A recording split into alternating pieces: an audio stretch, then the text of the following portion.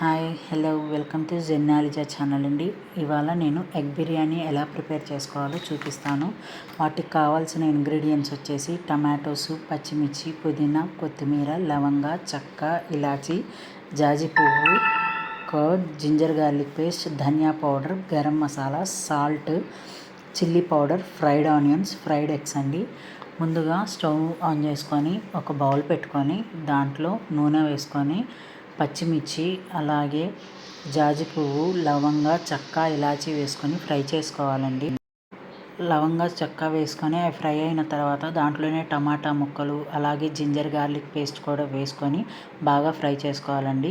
అది ఫ్రై అయ్యేలోపు మనం బాస్మతి రైస్ని కడిగి పక్కన పెట్టుకుందామండి. ఓకేనా.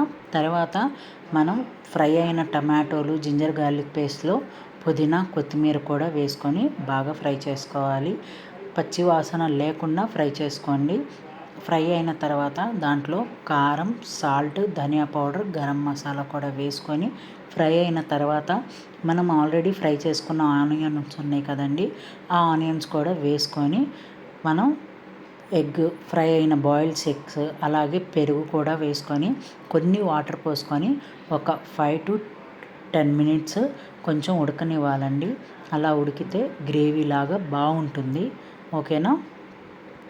అది ఉడికేసరికి మనం ఇంకో స్టవ్ మీద మనం కడిగి పెట్టుకున్న రైస్లో కొన్ని మిరియాలు, పుదీనా, కొత్తిమీర, సాల్ట్, అలాగే లవంగ, చెక్క, ఇలాచి వేసి ఒక 10 minutes బాగా ఉడకాలండి. ఉడకబెట్టుకుంటే బాగుంటుంది. రైస్ అనేది మనం పట్టుకుంటే విరిగిపోయేటట్టు ఉంటే కరెక్ట్గా ఉన్నట్టు రైస్ అనేది. ఇప్పుడు మనం ఈ రైస్ని మనం వండుకున్న ఎగ్ కుర్మాలో ఎలా వేసుకోవాలో చూపిస్తాను చూడండి. మనం ఈ ఎగ్ కుర్మాని ఒక బౌల్లో తీసుకోవాలండి. లేకపోతే రైస్ వేసిన తర్వాత కింద అయితే అడుగు అంటుతుంది, గ్రేవీ రాదు. అందుకని మొత్తం ఒక గిన్నెలోకి తీసుకొని లాస్ట్లో ఉన్న కొంచెం ఆయిల్ దాని మీద రైస్ వేసి లేయర్స్గా నేను వేస్తున్నట్టు ఎగ్ కుర్మా కూడా వేసుకుంటూ కొంచెం పుదీనా, కొత్తిమీర వేసుకుంటూ మళ్ళీ రైస్ వేసుకుంటూ మళ్ళీ ఉన్న మొత్తం గ్రేవీని, ఎగ్స్ని దాని మీద వేసుకొని లేయర్స్గా పెట్టుకోవాలండి.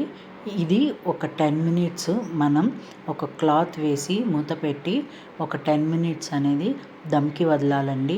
దమ్కి వదిలితే రైస్ అనేది పొడి పొడిలాడుతూ చాలా బాగా టేస్టీగా ఉంటుంది. ఇలా చేసుకుంటే ట్రై చేయండి, లైక్ చేయండి, షేర్ చేయండి, అలాగే సబ్స్క్రైబ్ చేయడం మర్చిపోకండి. Okay, thank you.